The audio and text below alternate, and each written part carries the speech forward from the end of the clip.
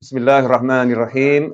Alhamdulillahirabbil alamin. Allahumma shalli wa sallim ala sayidina Muhammadin miftahi babi rahmatillah adada ma fi ilmillah salatan wa salaman daimaini bidawami mulkillah wa ala alihi wa sahbihi.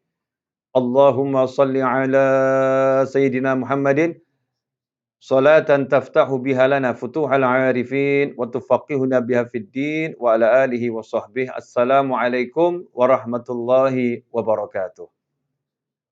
Ikhwani rahimakumullah, kawan-kawan, teman-teman, saudaraku, kaum muslimin dan muslimat dimanapun berada, khususnya rekan-rekan mahasiswa Universitas 11 Maret Surakarta dan rekan-rekan mahasiswa dimanapun berada yang saat ini menyaksikan tayangan ini bersama saya.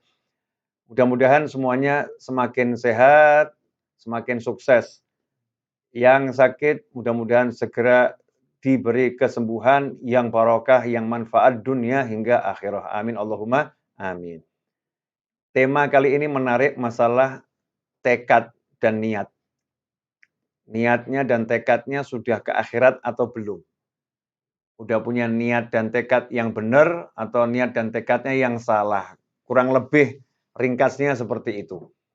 Hidup ini bergantung pada niat kita. Jalan hidup kita ini bergantung pada niat dan kesungguhan kita minta sama Allah Subhanahu wa taala.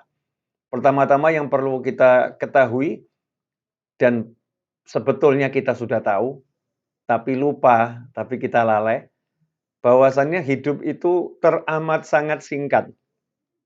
Kalau melihat jagat raya yang begitu besar, yang melihat jagat raya yang luar biasa, melihat alam semesta yang luar biasa besarnya, melihat alam semesta yang sampai sekarang kita pun nggak ngerti ya, ujungnya ada di mana. Usia 60-70 tahun itu kan sangat singkat. Sementara usia umatku di antara 60 sampai 70 tahun. Sementara jagat raya gedenya segini. Jagat raya luasnya luar biasa. Apa cukup nih usia 60 sampai 70 tahun untuk menjelajah jagat raya? Jawabannya cukup. Insya Allah cukup. Kalau barokah.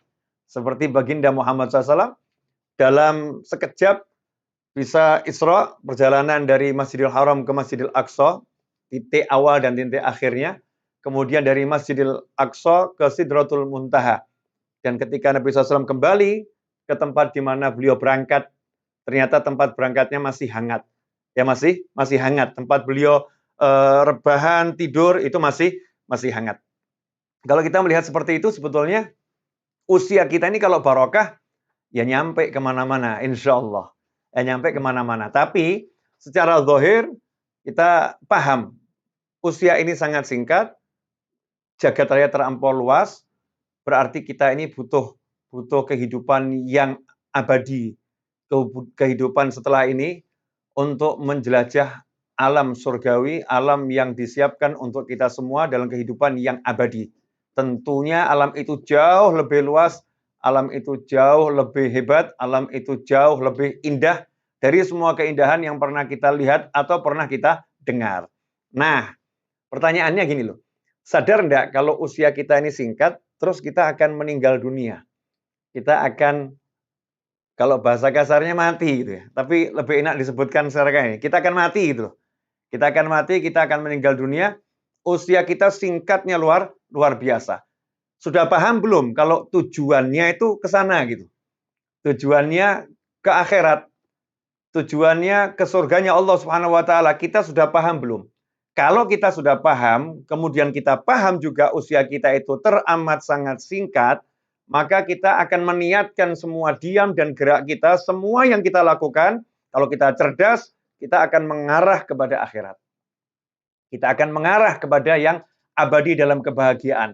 Kita akan menuju ya tempat yang di situ tidak ada akhirnya, tempat yang tidak ada ujung yang bisa kita selesaikan karena akan terus abadi selama-lamanya. Ya tempat yang keindahannya mala ain ra'at wala udhunun sami'at wala khatara ala qalbil bashar, tidak pernah didengar telinga, tidak pernah dilihat mata, tidak pernah terlintas oleh hati manusia tentang keindahan surga tersebut. Kalau kita cerdas, maka kita akan menjadikan seluruh kemampuan yang diberikan Allah kepada kita untuk mengejar akhirat tersebut. Kalau kita cerdas. Bagaimana yang disebutkan oleh Nabi SAW, Al-kayyisu man dana nafsahu wa amila lima ba'dal maut. Orang yang cerdas itu orang yang mampu menundukkan hawa nafsunya, memperhitungkan dirinya, hitung-hitungan terhadap dirinya sendiri, ya, nggak ngitung orang lain. Kita kan sukanya ngitung orang lain, ya nggak ngitung diri kita sendiri. Dia sibuk ngitung dirinya sendiri, kemudian dia tundukkan hawa nafsunya, wa amila lima ba'dal maut. Dan dia bekerja untuk kehidupan setelah wafatnya nanti. Dia bekerja untuk kehidupan setelah matinya nanti. Dia beramal untuk kehidupan akhirat. Itu orang yang cerdas. Nah, kalau kita sudah punya niat, harus dibuktikan. Saya niatnya masuk surga. Karena kalau kita tanya semua orang itu ya, insya Allah jawabannya sama. Maaf, mohon maaf dengan segala hormat. Perampok ditangkap, ditanya, Bapak perampok, pilih surga atau neraka? Jawabannya pasti surga. Oh, surga. Tidak mungkin saya pilih neraka, surga. Kalau pemabuk kemudian setelah sadar, ya kalau lagi mabuk jangan diajak bicara, berarti kita yang mabuk. Tahu ada orang mabuk kok diajak bicara, orang mabuk didakwahi, ya kamu jangan mabuk. Nah, berarti kita yang dakwahin kita ini lagi mabuk, nggak sadar nih. Orang mabuk kok diajak bicara ya, tunggu sampai sadar dulu, normal dulu, udah bisa diajak bicara, baru kita tanya, ya pilih surga atau neraka? Jawabannya pasti akan, saya pilih surga. Pilih surga, nggak pilih neraka. Semua orang kalau ditanya, kamu lihat hidup, sebetulnya niatmu ini pengen masuk surga atau neraka? Jawabannya, pengen masuk surga. Nggak ada yang pengen masuk neraka. Tapi niat itu ada definisinya. Dalam Islam itu niat bukan angan-angan. Ya, bukan lintasan dalam hati, bukan gerak hati. Jadi seringkali kita salah mengartikan niat. Saya sudah berniat, ada gerakan dalam hati. Bukan. Niat itu adalah qasdu syai', suatu tujuan, ya tujuan yang kita angan-angankan, keinginan yang kita harapkan, muqtarinun bi fi'lih, tapi langsung diikuti aksi nyata, itu baru namanya niat. Ya, contoh ada orang berniat menunaikan ibadah haji, niat ibadah haji. Dia tidak nunggu dulu datangnya bulan haji, dia sudah mulai belajar ilmunya haji. Rukun-rukunnya haji itu apa, ya wajib-wajibnya haji itu apa, dia pelajari. Nah, itu namanya dia niat menunaikan ibadah haji, karena udah ada kerja nyatanya, sudah ada aksinya, itu namanya niat. Nah, kita ini dalam hidup pengen surga, sudahkah itu niat terwujud dalam arti yang sebenarnya, atau sekedar angan-angan? Saya pengen masuk surga, saya pengen masuk surga, tapi nggak sholat kita. Saya pengen masuk surga, saya pengen masuk surga, tapi durhaka sama orang tua, naudzubillah min dzalik. Saya pengen masuk surga, saya pengen masuk surga, tapi tidak mau mengeluarkan kewajiban zakatnya. Itu namanya bukan niat masuk surga, baru melamun. Ya, melamun pengen masuk surga. Meskipun lamunannya bagus, tapi banyak orang yang tertipu dengan lamunannya. Ya, al-amani. Jadi kalau yang namanya lamunan-lamunan ini adalah tipuan-tipuan setan. Dikasih lamunan-lamunan yang baik, tapi ngelamun terus hidupnya. Nggak pernah sholat. Nggak pernah mau belajar, ya, nggak pernah mau menjalankan kewajibannya. Ini namanya melamun. Nah, seorang yang baik, mudah-mudahan kita semua dan seluruh umat Islam masuk dalam kelompok ini, orang yang baik, amin, Allahumma amin, adalah orang yang betul-betul niatnya itu bulat gitu ya. Dibuktikan dengan aksi nyata. Contoh, Nabi Musa alaihi salam. Nabi loh ini. Nabi Musa ini nabi rasul yang punya pangkat tinggi di sisi Allah taala. Bahkan kalau nanti diteliti, itu nabi yang paling banyak disebut dalam Al-Qur'an dikisahkan adalah Nabi Musa alaihi salam. Ya, Nabi Musa ini nabi yang paling banyak kisahnya disebutkan dalam Al-Qur'an. Bahkan namanya paling banyak disebut dalam Al-Qur'an, itu Nabi Musa alaihi salam. Nabi Musa ini iri kepada kita, umatnya Nabi Muhammad SAW. Ya, iri kok umatnya Rasulullah ini di akhir zaman tapi punya pangkat yang tinggi di sisi Allah Ta'ala. Sampai-sampai Nabi Musa itu berdoa, ya Allah jadikan aku umatnya Ahmad, umatnya Muhammad SAW. Nabi Musa pengen jadi seperti kita, karena melihat kemuliaan kita yang luar biasa. Bukan berarti kita lebih mulia dari Nabi Musa, bukan. Tapi Nabi Musa paham betul nilai kemuliaan yang Allah berikan kepada kita, umat Nabi Muhammad SAW. Alhamdulillah harus kita syukuri. Nah, Nabi Musa yang luar biasa itu, kalau kita lihat, ketika Nabi Musa mendengar ada hamba Allah yang namanya Khadir atau Khidir alaihi salam punya ilmu dari Allah Ta'ala, dikasih Allah ilmu, Ya, yang tidak Allah berikan kepada nabi yang lain, yang tidak Allah berikan kepada rasul yang lain. Ilmu yang khusus Allah berikan pada Nabi Khadir alaihissalam. Maka Nabi Musa bertekad, Nabi Musa berniat untuk belajar dari Nabi Khadir alaihissalam. Bagaimana ketika seorang nabi berniat? Ya, nabi niat mau belajar kepada Nabi Khadir alaihissalam atau hamba Allah Khadir alaihissalam. Apa yang diabadikan dalam Al-Quran? Coba kita perhatikan di surat Al-Kahfi ayat 60. Wa idh qala Musa li fatahu la abrahu hatta ablugha majma'al bahraini aw amdiya huquba. Dan ingatlah ketika Musa berkata kepada pembantunya. Pembantu di sini dikatakan muridnya. Jadi muridnya ya sekaligus pembantunya. Memang orang-orang soleh itu mewarisi anbiya wal mursalin. Al ulama warathatul anbiya. Pembantunya Nabi adalah muridnya Nabi. Pembantunya Rasul adalah muridnya Rasul SAW. Ya, muridnya Rasulullah, muridnya Nabi Musa, Nabi Isa, Nabi Nuh, itu adalah yang melayaninya. Makanya mau dapat ilmunya ulama, itu harus jadi khodim. Jadi pelayan yang berkhidmat. Ya, pelayan yang betul-betul melayani. Nanti akan dapat warisan ilmunya. Dan itulah yang terjadi ketika Nabi Musa alaihissalam mau pergi berguru pada Nabi Khadir alaihissalam. Nabi Musa ngajak murid kesayangannya, sekaligus itu juga pembantu utamanya. Ya, jadi murid itu melayani gurunya dengan sepenuh hati. Diajak, dan apa kalimat yang Nabi Musa sampaikan alaihissalam kepada muridnya tersebut, pembantunya tersebut, dan ingatlah ketika Musa berkata kepada pembantunya, aku tidak akan berhenti berjalan. Wa idh qala Musa li fatahu la abrahu hatta ablugha majma'al bahrain. Saya tidak akan berhenti berjalan. Ini kan niat yang luar biasa ya. Saya tidak akan berhenti berjalan sebelum saya bertemu dengan dia. Itu kalau orang lagi jatuh cinta. Nah, ngomong sama orang lain, pengen ketemu kekasihnya. Saya nggak akan berhenti sebelum bertemu dengan dia. Saya tidak akan berhenti sebelum dia memaafkan saya. Itu kalau orang lagi minta maaf gitu ya. Saya tidak akan berhenti ya sebelum saya sampai ke tempat di mana dia berada. Dan itulah yang diucapkan Nabi Musa alaihissalam ketika berniat pengen belajar pada Nabi Khadir alaihissalam. Beliau berkata, hatta ablugha majma'al bahrain. Saya tidak akan berhenti sampai ketemu tempat pertemuan dua laut. Ya, sampai saya ke tempat pertemuan dua laut. Kalau udah ketemu tempat pertemuan dua laut itu, baru nanti saya akan berhenti. Kenapa begitu? Karena di tempat pertemuan dua laut itulah alamatnya Nabi Khidir alaihissalam. Alamatnya agak susah ya, tempat pertemuan dua laut. Saat itu tidak tahu di mana, makanya Nabi Musa menyusuri tepi laut. Ya, menyusuri tepi laut, dan beliau berkata, au amdhiya huquba, dan saya tidak akan berhenti, ya, walaupun itu jalannya bertahun-tahun. Jadi kalau nggak ketemu tempat pertemuan dua laut itu, saya akan cari terus, walaupun jalan kaki bertahun-tahun. Ini loh seorang nabi kalau udah niat. Jadi kalau udah niat itu langsung aksi, tekad. Nah, nggak seperti orang sekarang, niat ngamalin sholawat, biar hajatnya kabul. Nih, sholawatnya diamalin, tapi hajatnya belum kabul-kabul. Terus ngomong begini, wah, kelihatannya nggak hasil nih sholawatnya. Sholawatnya kurang ajib nih. Masya Allah, sholawat kok kurang ajib, kurang bagus. Ya, ini kalimat yang salah. Wah, sholawatnya kurang manjur. Na'udzubillah min dzalik. Nggak ada sholawat yang kurang manjur. Mestinya kita punya tekad, niat seperti Anbiya wal Mursalin. Saya akan terus baca sholawat ini. Sampai apa yang saya inginkan diwujudkan sama Allah Ta'ala. Nggak berhenti ngetuk. Ini kalau udah niatnya seperti ini, maka manjadda wajad. Siapa yang sungguh-sungguh, dia akan mendapatkan yang dia inginkan. Sungguh-sungguh. Kadang-kadang kita ini enggak. Kalau kata orang, mohon maaf, ini bahasa agak kasar, tapi peribahasa ya.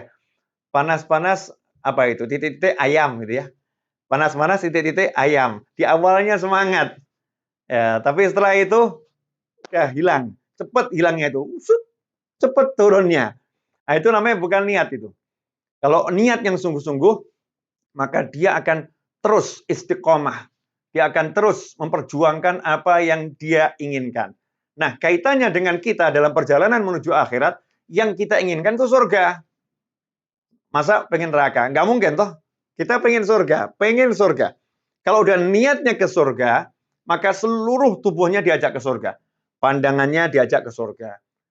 Telinganya diajak ke surga. Mulutnya diajak ke surga. Tangannya diajak ke surga. Kakinya diajak ke surga. Ya, perutnya diajak ke surga. seluruh tubuhnya diajak ke surga. Begitu ada bagian tubuhnya yang mampir ke arah neraka, maka segera ditarik. Yuk, ke surga. Ayo, ke surga. Jadi nggak ada yang namanya orang udah niat ke surga itu, kalau jatuh nggak mau bangun, nggak ada. Begitu dia jatuh, dia akan cepat bangun. Itulah hebatnya orang udah niat arahnya surga. Nggak ada putus asa. Begini, saya mau ngasih contoh sederhana. Saya mau datang pengajian. Saya naik mobil. Saya mau ceramah. Tiba-tiba ban mobil kempes. Ya, ban mobil kempes. Apa kemudian saya ngomong, ban mobilnya kempes. Dia telepon panitia, mohon maaf, nggak bisa hadir. Ya karena ban mobil saya kempes. Ini namanya orang niat beneran apa nggak niat ini? Kalau saya niat beneran, maka kalau ban mobilnya kempes, saya akan tambal. Nggak ada waktu nempel, saya akan telepon. Ya, saya akan cari kendaraan yang bisa ngantarkan saya ke tujuan. Kalau nggak ada, saya akan jalan kaki. Ya, saya akan jalan kaki ke tempat pengajian. Oh, Beb, jaraknya ratusan kilo, nggak peduli. Pokoknya saya jalan kaki sampai dapat tumpangan. Ya, terus berjuang. Itu namanya orang punya niat yang luar biasa. Nah, kalau niat kita seperti itu, insya Allah, nggak ada yang nggak akan digapai. Biiznillah semuanya akan tercapai. Karena judulnya pantang menyerah. Ya, pantang menyerah. Tekadnya bulat ke akhirat. Oh, Habib, tapi saya, Ustadz, Kiai, Guru, tapi saya ini terperosok dalam dosa. Dosa itu nggak akan matahkan semangat orang-orang yang tujuannya akhirat. Karena apa? Karena Allah sudah mengatakan, Innallaha yuhibbut tawwabin wa yuhibbul mutatahhirin. Sungguh Allah mencintai orang-orang yang suka bertobat dan orang-orang yang suka bersihkan diri. Begitu dia tergoda nafsu, tergoda setan, terjerembab, terserungkur, masuk dalam kubangan dosa, maka dia ingat tujuanku adalah surga. Gak repot. Langsung dia berdiri, dia bersihkan tubuhnya, dia minta ampun sama Allah Ta'ala. Ya Allah, Allah ampuni aku. Ya Allah, maafkan aku.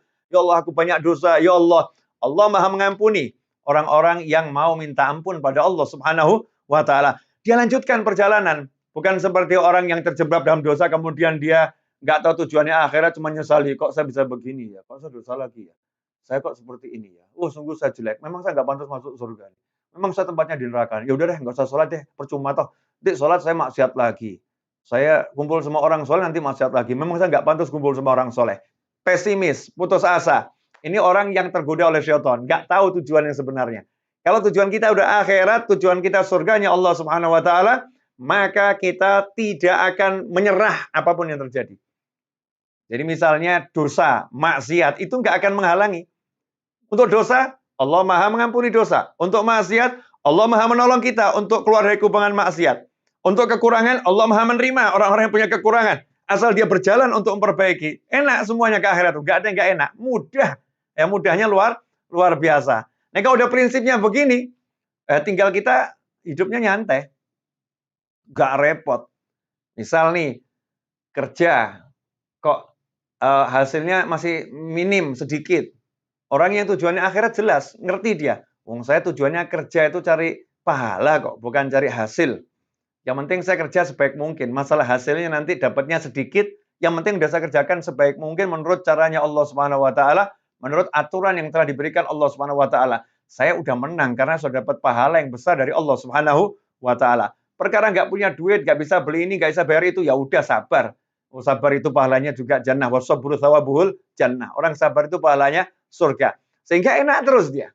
Karena dia tahu tujuannya kemana. Nah, ini kalau orang nggak tahu tujuannya kemana, ini yang repot. Nah, saya pernah ketemu yang seperti saya sampaikan beberapa waktu lalu. Saya pernah ketemu di majelis saya setelah selesai pengajian, lampu udah saya padamkan, kemudian saya bersih-bersih. Ini beberapa tahun silam ya. Ada satu orang tiba-tiba masuk gitu, cari mana Ustadz Novel, mana Ustadz Novel, Habib Novel mana. Kemudian saya lihat siapa orang ini. Ternyata dia lagi mabuk. Ya lagi mabuk. Terus saya bilang, saya Ustadz Novel, saya Habib Novel. Dipeluk saya. Begitu peluk itu Masya Allah. Ada aroma yang sangat khas ya. Aroma minuman keras. Breng. Kemudian nangis. Ingat loh, ini cowok ya, cowok, bukan cewek, cowok. Makanya pelukannya saya terima, ini cowok. Ya, teman-teman jangan serius-serius, tegang semua nih wajahnya nih. Ya emang foto, masa nggak tegang? Ini kan banyak pasang foto ini. Ya, coba senyum dulu. Subhanallah, dipeluk saya. Pelukan hangat, emang orang lagi habis minum khamr ya, hangat badannya nih. Hangat. Aromanya mak breng gitu. Ustaz, nangis dia. "Eh, saya ini malas hidup Ustaz. Saya nggak sanggup hidup lagi. Saya nggak sanggup hidup, saya takut hidup. Saya takut hidup. Tapi saya juga takut mati." Wah, ini solusinya apa nih? Hidup takut, mati tak takut itu. Terus saya nasehatin, jangan takut hidup. Minta tolong sama Allah. Allah Maha Menolong, Allah Maha Pengasih, Allah Maha Penyayang. Kalau kita ini tobat, minta ampun, ya Allah ampuni. Ya, Allah akan menghapuskan semua dosa. Saya kira itu karena dia banyak dosa itu kemudian dia takut mati gitu ya. Tapi ternyata itu bukan itu. Orang ini kemudian berkata kepada saya, "Habib, saya ini takut hidup tuh karena satu hal Habib." "Kenapa?" Saya nanya, "Kenapa takut hidup?" "Saya takut hidup nambah dosa lagi Habib. Karena saya ini masih suka minum khamar, suka maksiat. Jadi kalau saya hidup tuh saya nambah dosa Habib. Saya takut sama Allah nih, hidup kok nambah dosa terus ini. Takut saya sama Allah. Dan saya kalau mati itu saya takut karena saya sadar dengan tambah dosa terus ya nanti saya di akhirat dihajar malaikat saya. Disiksa nanti di akhirat. Jadi saya ini hidup takut nambah dosa, mati takut disiksa Ustaz." Nah, akhirnya saya yang dengar saya yang nangis itu. Saya peluk, saya nangis sambil saya tepuk-puk gitu ya. Terima kasih nasihatnya. Sebetulnya tadi yang datang pengajian mungkin semuanya mabuk, cuman kamu yang nggak mabuk, kamu yang sadar. Karena sekian banyak orang nih tadi, termasuk saya, setiap hari nambah dosa, mungkin belum punya rasa takut. Tapi kalau kamu nih bisa punya takut sama Allah Ta'ala dengan nambah dosa, takut nambah dosa lagi, takut nambah dosa lagi, berarti hatimu tuh hidup betul. Alhamdulillah syukuri kamu udah punya hati yang hidup. Tinggal mulutmu, fisikmu ini yang masih kena nafsu ya. Mudah-mudahan nanti bisa bisa diberi Allah kekuatan untuk meninggalkan yang sedang kamu lakukan dan saya juga diberi kekuatan meninggalkan keburukan yang saya lakukan. Terus saya bilang, "Mau kemana sekarang?" "Mau pulang," katanya. "Sama siapa?" "Sama temen." "Nah, temennya di mana itu?" Sambil nunjuk ke jalan. Ternyata di jalan ada pria lagi tepar gitu ya, tepar di tengah jalan, ternyata mabuknya lebih berat. Nah, setelah itu dibangunkan temannya, dua-dua boncengnya dalam keadaan mabuk itu. Nah, ini saya menarik, saya dapat ilmu dari pemabuk. Justru pemabuk ini yang sadar, sementara kita-kita yang nggak mabuk ini yang nggak sadar. Kenapa pemabuk tadi bisa sadar? Karena dia tahu tujuannya akhirat. Jadi tujuannya akhirat, tujuannya jannah, tujuannya Allah. Bahkan dia lebih mulia, tujuannya Allah. Saya tambah dosa, saya takut sama Allah. Gitu. Saya takut sama Allah, nambah dosa ini saya takut sama Allah. Tapi saya nggak bisa meninggalkan dosa, saya kena dosa terus nih, saya semakin takut sama Allah. Nah kita ini sholat nggak takut sama Allah, zikir nggak takut sama Allah, karena tujuan kita belum belum mantap gitu, belum jelas kelihatan di tubuh kita ini arahnya kemana, ya tujuannya kemana. Nah kalau kita sudah yakin, sudah sadar tujuannya akhirat, maka setiap hari ya kita mulai mengarahkan diri kita ke akhirat. Semua matanya diajak baca Al-Quran, telinganya diajak dengar kalimat-kalimat yang bagus, mulutnya tidak mengucapkan yang nggak baik. Jadi awal dengan meninggalkan hal-hal yang buruk di mulutnya, nggak mau gunjing orang, nggak mau nyela orang, nggak mau membuka aib orang, ya. Kemudian mulai mulutnya diajak baca zikir, mulutnya diajak baca Al-Quran, tangannya diajak untuk nolong orang, tangannya diajak untuk memberi, ya berderma, tangannya diajak untuk kalau di medsos, ya di medsos tangannya ngetik yang bagus-bagus, ya. Nggak komentar negatif, nggak hina-hina orang, nggak jadi netizen yang buruk, kita jadi netizen yang baik, ya. Karena buat netizen itu, kita ini sebagai netizen, itu ada pesan Nabi SAW. "Man kana yu'minu billahi wal yawmil akhir falyaqul khairan aw liyasmut." Siapa yang beriman kepada Allah dan hari akhir, dia hendaknya berkata yang baik, kalau tidak, diam saja. Jadi kalau bisa komentar bagus yang nggak melanggar syariat, komentari. Tapi kalau komentarnya buruk, nggak usah komentar kita. Ya nggak usah komentarin orang dengan hal-hal yang negatif. Na'udzubillah min dzalik. Nah, kemudian selain tangannya diajak kebajikan kakinya ini. Diajak silaturahim, ya ke rumahnya paman, ke rumahnya bibi. Ini namanya udah betul niatnya ke akhirat. Kakinya ini diajak ke tempat majelis ilmu, majelisnya orang-orang yang lagi tadarus Al-Qur'an, majelisnya orang lagi bahas kitab-kitabnya orang soleh, majelisnya orang membicarakan halal dan haram, mana yang halal, mana yang haram. Diajak nih kakinya, perutnya diajak untuk makan yang halal-halal. Jadi kalau ke restoran nanya dulu nih halal enggak ini, bukan cari yang enak, bukan cari yang lagi viral. Yang lagi happening enggak cari yang lagi happening cek dulu Ini happening-nya happening di jannah apa di nar ini? Happening di surga apa happening di neraka ini? Kita cek halal nggak itu. Kalau nggak halal ya udah, bye bye. Ya walaupun kamu enak menggiurkan haram tapi kamu nggak jelas ini. Syubhat ya tinggalkan. Kenapa? Tujuan saya jannah. Ini perut saya kalau kemasukan yang haram nanti akhirnya jadi darah, darahnya akan ngajak kepada yang haram. Nauzubillah min dzalik. Jadi semua fasilitas yang Allah berikan di tubuh kita ini kita pelan-pelan kita ajak ke surganya Allah Taala. Hati dibuat gak benci sama siapapun, apalagi ini di bulan Sya'ban dan kita mau masuk Ramadan. Orang yang di bulan Ramadan masih ada kebencian pada muslim yang lain tidak akan diterima puasanya. Ya, dan tidak akan dapatkan ampunannya Allah, yang ampunan Allah itu betul-betul diobral di bulan suci Ramadan. Dia gak akan dapat ampunan itu kalau hatinya ada kebencian kepada muslim yang lain. Ikhwani rahimakumullah. Kebencian pada muslim biasa aja nggak boleh, apalagi pada muslim-muslim yang punya hubungan kekerabatan, apalagi pada orang tua, naudzubillah min dzalik, apalagi kepada guru-guru ya, guru-guru kita yang mengajarkan kebaikan. Kalau ada kebencian pada muslim yang lain, tidak akan diterima ibadahnya selama bulan suci Ramadan, tidak akan dapat ampunan dari Allah Ta'ala. Allah nggak membutuhkan ibadah kita. Allah nggak butuh. Jadi kita disuruh ibadah tapi dengan hati yang bersih. Hati nggak benci siapapun. Kan enak sebetulnya ya. Orang yang punya benci sama orang lain itu kan nggak enak loh. Nggak enak loh. Ya, ingat namanya hatinya nggak enak. Lihat potret, ini ya Allah gitu ya. Masuk satu mall, begitu mau duduk di tempat makan, lu kok ada dia? Nggak enak, pindah tempat makan yang lain. Terpaksa makan yang nggak enak itu.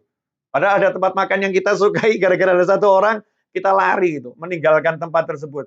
Gara-gara hati ada benci, nggak suka sama orang, rugi kita. Ya, belum lagi kalau sampai mangkol, sampai pegel, sampai dongkol. Akhirnya ngerusak jantung. Nah, kemudian kena serangan jantung, terus meningkat penyakit yang lain. Naudzubillah min dzalik. Karena apa? Ada rasa benci dalam hati. Ikhwani rahimakumullah. Jadi semua yang saya sampaikan ini meskipun sekitar 30 menit sudah saya bicara, mudah-mudahan berkah dan manfaat. Ya, insyaallah begitu. Selanjutnya tanya jawab, waktu saya kembalikan kepada Mas moderator, host